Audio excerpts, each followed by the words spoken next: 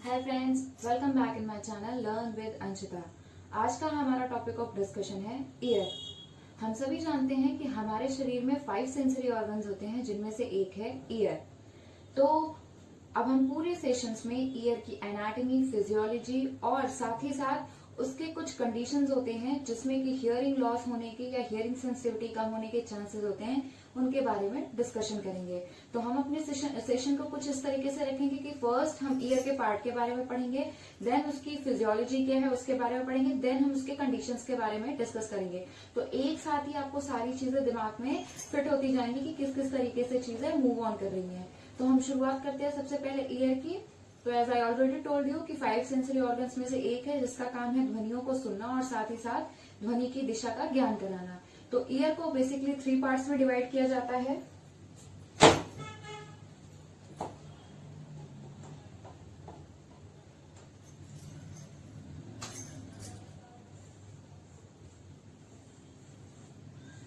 Year को हम 3 parts में डिवाइड करते हैं। सबसे पहला होता है आउटर ईयर, सेकेंड होता है मिडिल ईयर एंड थर्ड होता है इनर ईयर। आउटर ईयर को एक्सटर्नल ईयर भी बोलते हैं और इनर ईयर को इंटरनल ईयर भी। अब इन तीनों पार्ट्स को भी अलग अलग भागों में डिवाइड किया गया है। जैसे कि आउटर ईयर को आगे फर्दर 2 पार्ट्स में डिवाइड किया गया है, पिन्ना या auricle and second external auditory canal.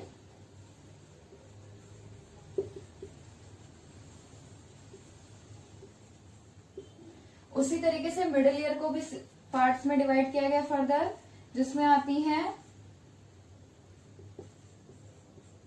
Middle ear ossicles, muscles, windows, walls and eustachian tube.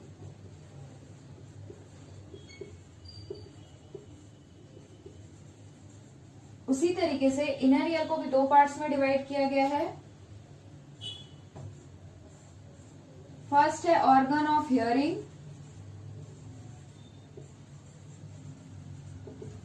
And next है ऑर्गन ऑफ बैलेंसिंग।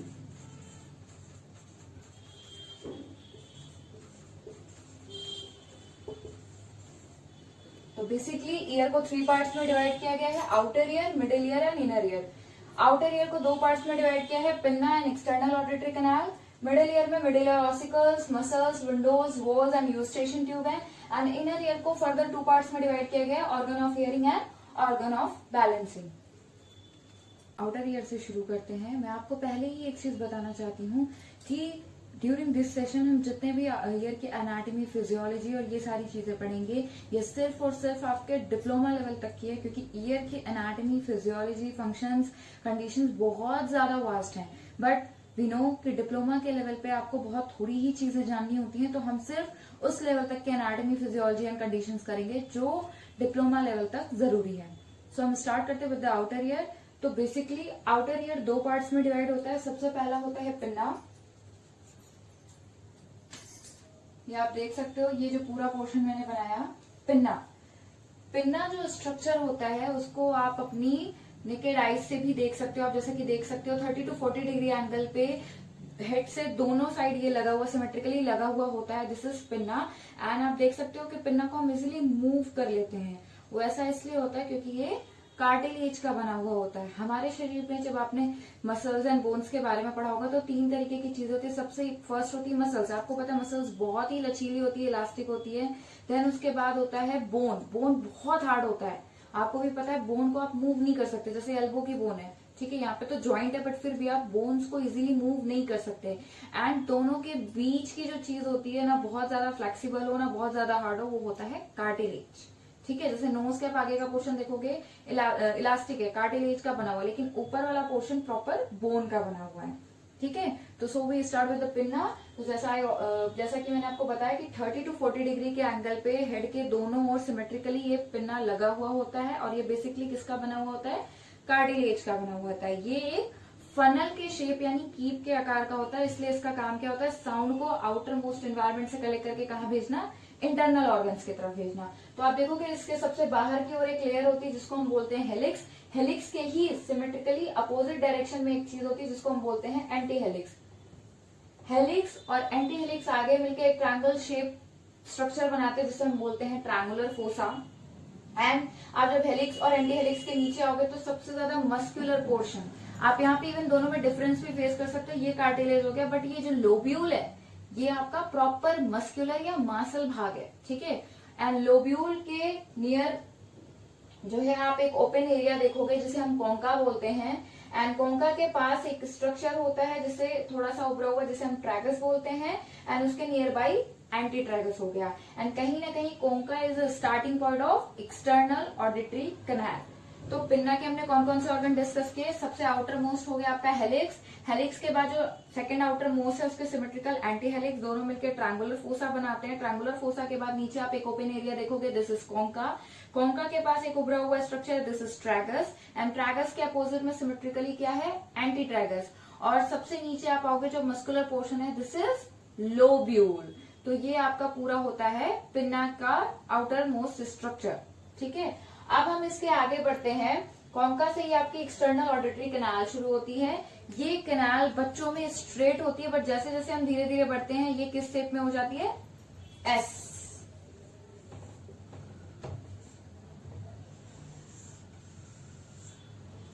ये किस में हो जाती है, एस शेप में हो जाती है।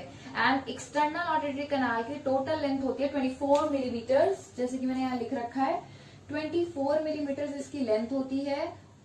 और ये 24 मिलीमीटर टू पार्ट से मिलके बनता है। 1/3 पार्ट कार्टिलेज का होता है जो कि आपका बाहर का भी स्ट्रक्चर है। एंड इंटरनल 2/3 पार्ट बोन का होता है, ये आपको ध्यान देना है।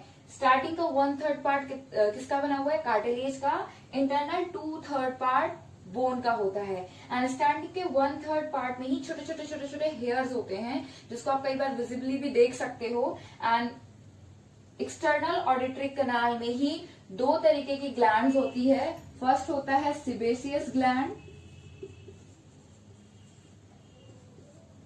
जिसका काम है क्या प्रोड्यूस करना, सीबम। बेसिकली सीबम ज्यादातर बोलते हैं कि वो मॉइस्चर मेंटेन करता है, क्योंकि आपको पता है जैसे आपकी आउटर मोस्ट स्किन है वैसे ही कान की यहाँ की भी स्किन होती है, तो उसको एक क्या कह सकते हैं, मॉइस्चर चाहिए होता है जो कि किससे मेंटेन होता है, सीबम से। सेकंड होता है सेरोमिनस ग्लैंड, एंड इसका काम है सेरोमिन प्रोड्यूस करना, जिसको हम सामान्य भाषा में बोलते हैं ear wax. And external auditory canal के ही एंडिंग पॉइंट पे क्या होती है, टिम्पैनिक मेम्ब्रेन।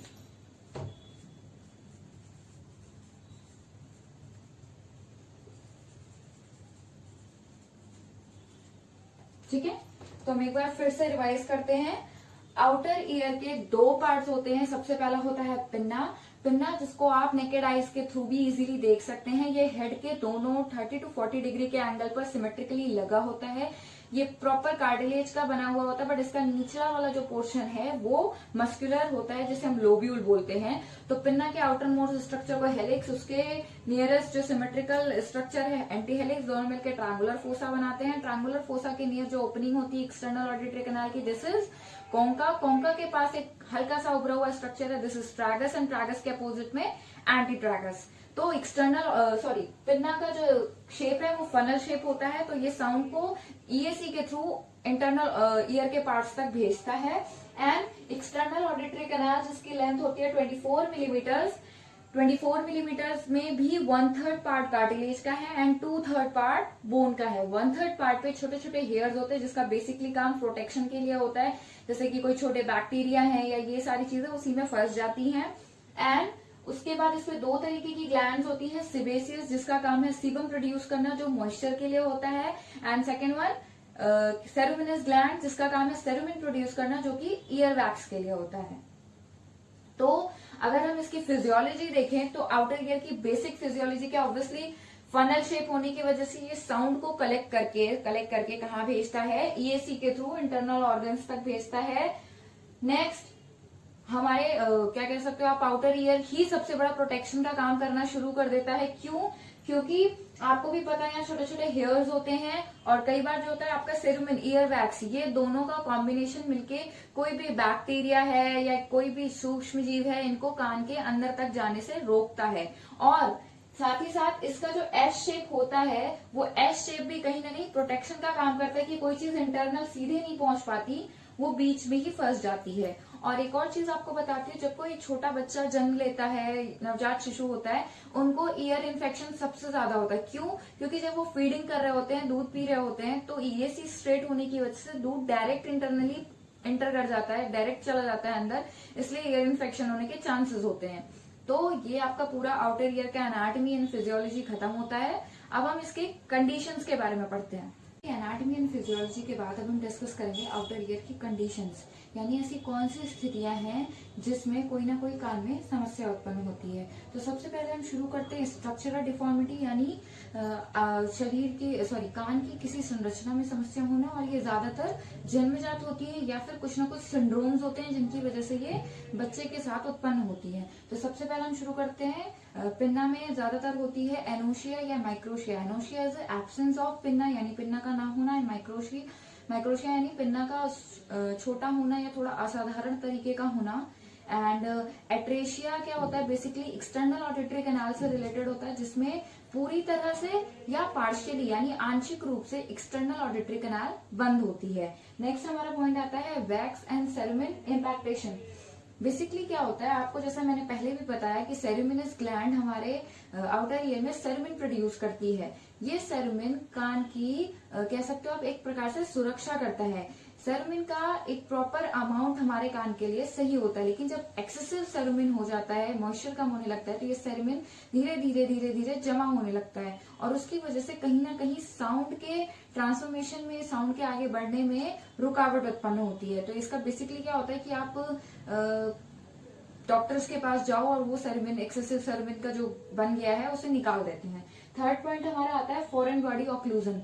ये फॉरेन बॉडी कुछ भी हो सकता है, जैसा कोई बच्चा खेल रहा हो, कोई छोटा पार्टिकल है, कोई टॉय है उसका बहुत छोटा सा, कोई मटर के दाने, चने, ये तो कोई भी छोटी चीज जो इजिली कान के ईएसी में एंटर कर जाए और वो कहीं ना कहीं ब्लॉकेज शुरू कर देती है, तो इसकी वजह से भी साउंड की ट्रेवलिंग में प्रॉब्लम आती है। हमारा नेक्स्ट पॉइंट आता है, सबसे इंपॉर्टेंट है ओटाइटिस एक्सटर्ना या एक्सटर्नल ओटाइटिस। बेसिकली आपको भी पता है, जिस तरह हमारे शरीर की हर जगह पे एपिथेलियल सेल है, उसी तरीके से हमारे कान के अंदर भी है। तो बेसिकली बैक्टीरियल और फंगल इन्फेक्शंस की वजह से क्या होता है, वहां पे धीरे धीरे रेडनेस शुरू होती है, स्वेलिंग होती है, ईचिंग होती है और सीवियर पेन होता है, और कई बार इसके साथ साथ डिस्चार्ज भी होता है। ये आपका आउटर ईयर के अंदर ही होता है। और ज्यादातर जो तैराक होते हैं, क्योंकि वो गंदे पानी में नहाते हैं और उनको बैक्टीरियल फंगल इन्फेक्शन जल्दी पकड़ता है, तो इसीलिए इसका नाम स्विमर्स ईयर भी रखा गया है। हमारा नेक्स्ट पॉइंट आता है, हमारा पॉइंट आता है एक्सेसिव ग्रोथ एंड ट्यूमर, जिसमें सबसे कॉमन है एक्सोटोसिस। एक्सोटोसिस का क्या काम होता है कि ये कोई ना जो जगह होती है उसको कवर अप कर लेता है, जिसकी वजह से साउंड की ट्रेवलिंग में प्रॉब्लम आती है। तो ये सारी जो कंडीशंस थी हमने आउटर ईयर की डिस्कस की। अब इनके ट्रीटमेंट के लिए ज्यादातर एंटीबायोटिक्स, दवाओं का प्रयोग किया जाता है, जो कि ईचिंग, ड्राइनेस, रेडनेस इनको कंट्रोल करती है, और साथ ही साथ अगर स्ट्रक्चरल डिफॉर्मिटी है तो उसके लिए सर्जरी की जा सकती है। Thank you.